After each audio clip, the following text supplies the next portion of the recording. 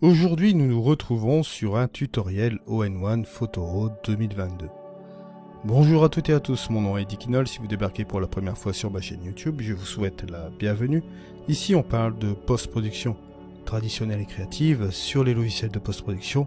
Et bien évidemment, on parle de photographie en règle générale. Et aujourd'hui, on va se retrouver sur un développement dans All-in-One Photoro 2022, version 1.5 bien sûr, et on va développer donc cette photo. Première chose, on va reprendre les fondamentaux, on va reprendre ici sur un profil de caméra. On pourrait très bien utiliser un standard, landscape, tout ce qui est proposé ici dans les All-in-One, comme vous le voyez ici. Et vous avez aussi vos profils de caméra traditionnels là. Vous avez un RAW linéaire, et vous avez la possibilité aussi d'importer, bien sûr là c'est exportation, petite erreur de traduction, d'apporter vos propres profils si vous avez procédé préalablement avec une charte XRIT, bien sûr. Là, on pourrait, pourquoi pas, utiliser le RAW linéaire comme point de départ ou voir ici si nous n'avons pas quelque chose d'assez intéressant dans ce qu'il y a comme proposition là-dedans.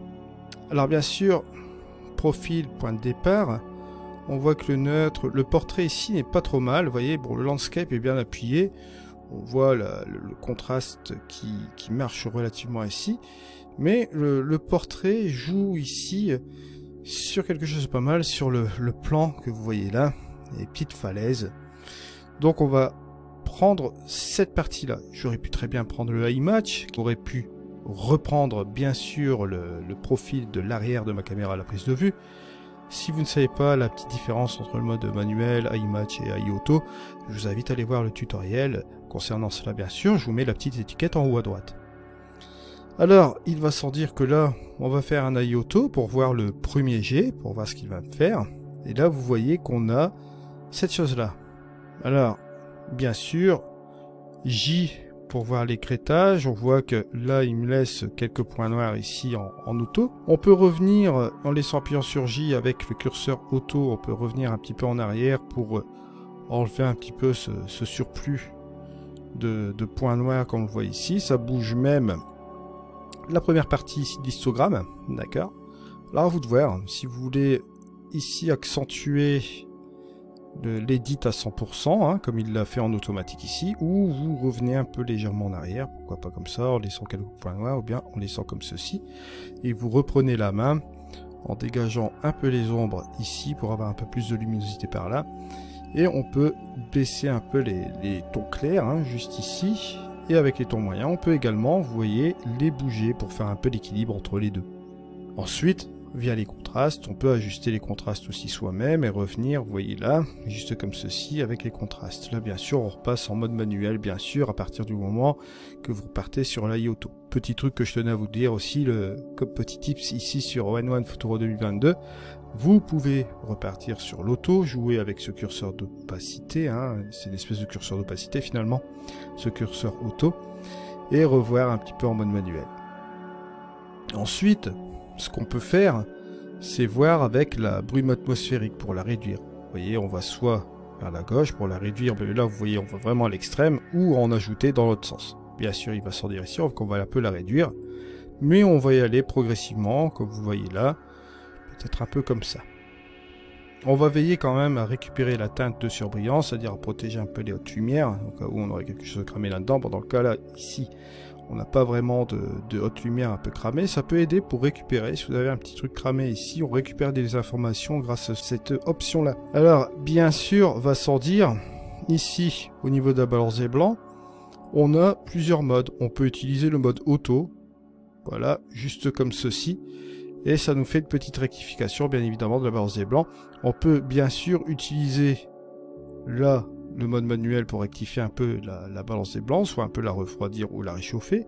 Vous voyez, une tendance un petit peu comme ceci. Ajouter, pourquoi pas, une petite dose de magenta.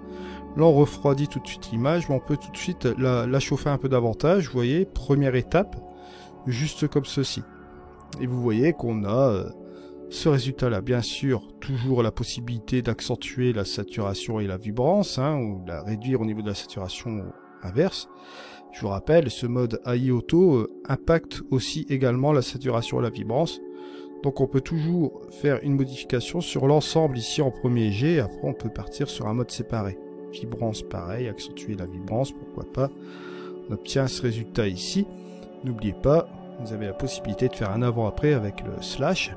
Avant, après, vous voyez, juste comme ceci. Vous voyez, ça ajoute une petite dose de couleur assez sympa. Comme ça, on peut revenir bien sûr. Si vous trouvez que c'est un peu trop bleu, vous venez ici pour un peu réchauffer encore un peu l'ambiance. Et là, vous voyez que là, la dose de magenta, on peut soit l'accentuer ou soit la diminuer et repartir vers le vert. Mais soyez prudent parce que comme vous voyez là, si on part directement sur cette dose-là, les curseurs dans ON1 sont très très sensibles. Donc, une fois que vous bougez légèrement un curseur sur la droite ou sur la gauche, il y a un impact direct sur l'image.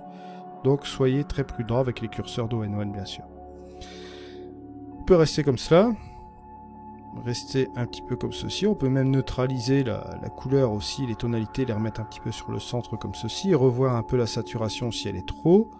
Voilà, la réduire un peu. Vous voyez, vous mettez un peu votre dosage, juste comme ceci. Là, nous revoyons un peu la chose que nous pouvons faire ici sur l'image complète. On revient encore un petit peu sur la température. Vous voyez, plein de possibilités.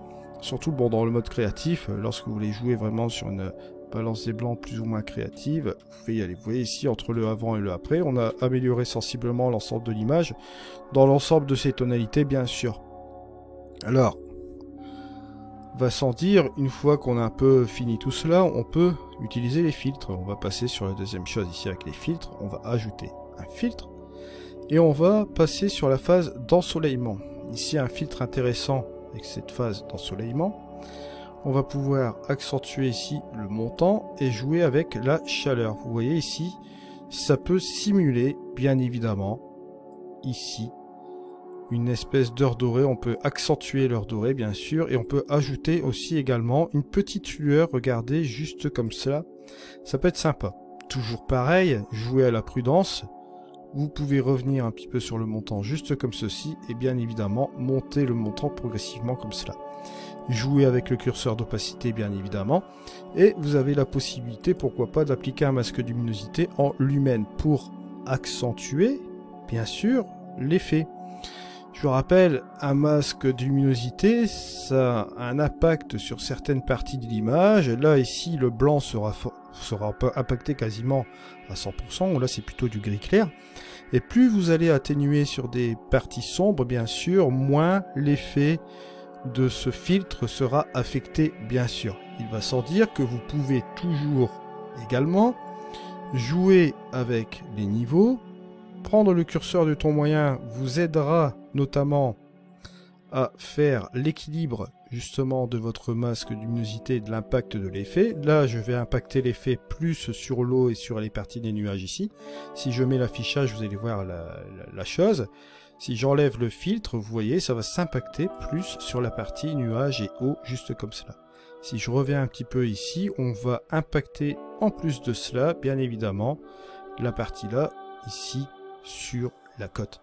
Si vous remettez l'affichage, vous pouvez voir justement cette chose-là, avec rien que ce curseur de ton moyen, vous pouvez impacter sensiblement ici l'effet du filtre. Bien évidemment, vous pouvez ajuster ce niveau. Si par exemple vous voulez faire une extraction des ombres juste comme ceci, vous pouvez toujours le faire, mais faites attention, votre masque sera vraiment très pointu ici au niveau des bords. Donc vous pouvez toujours encore ajuster avec bien évidemment le curseur des tons moyens. Alors on revient ici, on revient par ici, et là cette fois-ci ce qu'on peut faire aussi, c'est également regardez, faire un masque un petit peu plus basé au niveau des hautes lumières, juste comme ceci, et là on va exclure aussi les ombres. Va sans dire que là dans notre cas ici, avec bien évidemment l'ensoleillement, on va laisser l'affichage et on va voir comment on va impacter avec simplement le curseur des tons moyens, qui va nous faire un petit équilibre de ce filtre, comme vous voyez ici, assez sympa, le avant et le après. Sensiblement quand même une perte un petit peu de détail. Si je viens par ici, j'impacte plus ici l'ensoleillement, mais là on voit qu'on a une perte de détail un peu comme cela, donc on va être relativement prudent avec ce masque de luminosité on va l'appliquer directement un petit peu plus ici sur cette partie-là. Et on va conserver cette partie détail comme vous voyez là, ici. Ça marche relativement bien. On peut réduire encore le montant. À nous d'ajuster un petit peu la sensibilité de cette chose-là. La lueur, voir si on veut l'appliquer encore davantage. La lueur va jouer, comme vous voyez là, sur un impact assez important sur cette partie nuageuse. On peut réduire cet impact ici, revenir avec ce curseur des tons moyens pour conserver un petit peu ce détail là et revenir un petit peu avec cette lueur vers la droite tout en faisant attention ici à ne pas trop perdre de détails avec cette lueur. Et si vous faites la différence, regardez, hop, avant, après, on a quelque chose de relativement sympa et léger. Une fois qu'on a fait cela, bien sûr, on va passer à un autre filtre qui sera bien évidemment le rehausser les couleurs. Rehausser les couleurs qui va nous permettre un peu de changer et de casser un peu les tonalités qu'on a ici dans la photo. Je vais ajuster la teinte ici. Je vais comment dirais-je, voir ce que ça donne plus vers les jaunes ou plus justement du côté rougeâtre comme vous voyez là au niveau de la teinte. Ce qui est relativement intéressant ici. On peut casser la tonalité comme vous voyez là. Là, bon, bien sûr, ça va l'excès, mais vous voyez un petit peu la cassure de la tonalité. Vous pouvez revenir légèrement, un peu comme cela, et casser la tonalité légèrement comme ceci. On peut le faire avec la teinte, ajuster la teinte. Vous avez d'autres choses aussi, vous pouvez ajuster la saturation et régler la luminosité.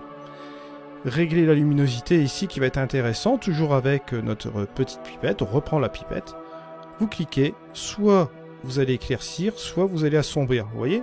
C'est un système relativement intéressant. Là, on va jouer sur l'éclaircissement, bien sûr, et non pas l'assombrissement de cette partie-là, de ces couleurs que vous voyez ici. Et ça fait une cassure.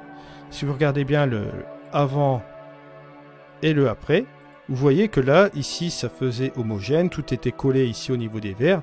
Mais le fait d'avoir modifié cette partie-ci, ça fait une cassure avec le vert que vous voyez là. Et donc, par définition, ça apporte quelque chose en plus ici dans l'image. Bien sûr, on a la possibilité de faire encore d'autres choses. On peut jouer avec la luminosité ici du ciel. Hein, je vous rappelle, on peut baisser cette luminosité ici au niveau du ciel, hein, au niveau du bleu. Hein. On voit ici qu'on baisse les bleus, hein, juste comme ceci. Voilà. Une fois que la sélection du canot c'est faite, on peut jouer aussi également avec un peu la saturation. Voilà, juste comme ceci. On obtient ce résultat qui est quand même assez sympa. Si on fait notre différence avant et après, vous voyez qu'on a un peu colorisé un peu l'ensemble et rajouté deux petits effets assez sympas. Alors après, on va fermer cela et on peut faire quelque chose de cool ici, c'est de reprendre une vignette. On va reprendre notre vignette. Alors là, bien sûr, le type de vignette ici, on va pouvoir sélectionner un endroit sur l'image. Je vais prendre ce rocher. On va jouer bien évidemment avec la luminosité que vous voyez ici. Vous avez la taille, bien sûr, on peut le réduire juste comme ceci. Joue avec la progressivité, ça vous connaissez un petit peu l'ensemble. La rondeur, là, forcément, vous jouez soit sur du carré, soit sur du rond, un peu comme ceci. On va jouer cela comme ça. Et on peut bien évidemment reprendre un petit peu la luminosité ici, juste comme ceci, hein, faire quelque chose d'assez sympa. Bon, faut être prudent avec l'espèce de vignette comme cela. On va jouer là-dessus comme ceci. On regarde, hein, avant, après. Là, on voit que ça marche plus ou moins bien. On a bien évidemment ici la possibilité de choisir en normal, subtil, doux ou priorité. Je vais le laisser en normal, d'accord. Et on va laisser bon, cette vignette, comme vous voyez là, avant-après. Bien évidemment, comme je vous l'ai dit, on peut baisser un petit peu ce truc-là, la vignette comme ceci, et on peut se permettre de jouer encore avec l'opacité. Puisque là, la luminosité, bon, comme vous le voyez ici, est assez forte ici au niveau de la diminution, mais vous pouvez faire un double réglage en opacité pour revenir un petit peu en arrière comme ceci. Et vous obtenez plus ou moins ce résultat-là. Si vous trouvez que c'est un petit peu trop encore au niveau de la vignette, vous faites une petite interaction juste comme ceci qui va être sympa, juste comme cela. Et voilà un petit peu, on en arrive un peu sur cette photo ici. On aurait pu très bien accentuer aussi si on le souhaitait, avec pourquoi pas un autre filtre la partie ici, la structurer encore davantage, et là aussi, mais je préfère garder la douceur de cette photo aussi, parce que l'endroit que je vous présente ici aujourd'hui, c'est un endroit dans les Cornouailles, où on a une certaine atmosphère douce sur la photographie, et moi je la vois comme ça, cette photo, je ne veux pas l'accentuer ici un peu trop sur, ici au niveau de, comment dirais-je, au niveau de la structure, ou à la rigueur, ce que je peux faire, c'est ajouter quand même un petit filtre, un look HDR, bien sûr. Là, bon, vous voyez, ça pique quand même un petit peu aux yeux ici aux premiers abords. Ce que je vais faire, c'est utiliser un masque de luminosité en lumen. Je vais l'afficher, je vais inverser pour sélectionner plus ces parties rocailleuses. Et bien évidemment, on va jouer avec les rochers, avec le niveau, voilà. On va réduire un peu l'ensemble, hein, voilà, juste comme ceci. On va regarder un peu ce que ça donne comme ceci, voilà. Ou si on veut pas employer la luminosité, là je vais réinitialiser. Je vais inverser mon masque pour pas employer l'affaire ici. Je vais réafficher cette chose-là. Là, cette fois-ci, je vais prendre un petit masque ici, sympa, ou bien un petit masque parfait. Hein, ça va, comme ça, on va rester dans l'ensemble. Vous prenez ici le Paint In pour avoir le plus, et bien évidemment, vous allez jouer un peu sur la structure ici, sur cette partie-là de la roche. Hein, on va garder ces trucs-là ici. Cette première partie qui est là aussi. Et bon, l'arrière-plan, je vais le laisser. Je vais accentuer plus ces parties ici. Et bien évidemment, vous pouvez toujours jouer avec la compression. Vous voyez, juste là, pour ici jouer un peu sur la luminosité aussi de cet endroit-là. Voilà, pour pas que ce soit trop excessif. Et n'oubliez pas, vous avez aussi également l'opacité qui permet de jouer avec la puissance de l'effet. Vous avez d'autres ajustements ici en dessous où on peut jouer bien évidemment sur cette partie-là. Mais moi je trouve que là c'est suffisant. Je vais même réduire encore un peu l'opacité et la mettre très très légèrement, juste comme cela. Et voilà où on en arrive un petit peu sur cette édition finale. Si je fais le avant, vous voyez, juste comme ceci, et le après, on a ce résultat-là qui est relativement assez sympa à la vue, bien sûr. Une édition qui marche relativement bien. Alors bien sûr, si vous voulez encore également finir, bien sûr, même dans la vignette, on peut toujours appliquer un contraste dynamique. Vous allez ici utiliser un contraste dynamique, comme vous le voyez là, ici, en soft ou bien en naturel. Soft, ça marche bien en naturel. On va le laisser comme ceci et je vais jouer encore avec mon curseur d'opacité. Je peux très bien jouer sur les différents types de contraste dynamique, différentes sections ici, comme vous voyez, bon, petit là pour les petits détails, bon, ici après vous avez les détails moyens, puis ici les grands détails, bien sûr, pour jouer encore avec les tonalités. On peut toujours le faire aussi également, pourquoi pas, vous voyez. Il y a toujours cette possibilité-là, où jouer encore avec le point noir et encore avec le point blanc. On peut toujours jouer encore à nouveau et balancer encore avec la vibrance. Et une fois que j'ai fait cela, on revient un peu en arrière sur l'opacité, vous voyez, pour accentuer encore davantage ici cette petite chose. La contraste dynamique marche relativement bien ici, vous voyez, juste comme ceci, en faisant attention parce que j'avais accentué préalablement avec le HDR. Donc au niveau du contraste dynamique, je vais être relativement prudent, juste comme cela. Dernière chose, et on va finaliser là-dessus, on va ici sur cette partie-là et on va faire visualiser la poussière pour enlever les spots en finalité. Une fois que je fais cela, bien sûr, qu'est-ce qu'on va faire? On va tout simplement, hop, enlever cela et enlever le deuxième spot, comme vous voyez ici, et je clique sur terminer. Voilà. Et là, comme vous le voyez ici, on a le avant et le après, et on a terminé, bien évidemment, cette photo. Je vous remercie de m'avoir suivi. On se retrouve dans une prochaine vidéo. C'était Eddy. Allez, au revoir.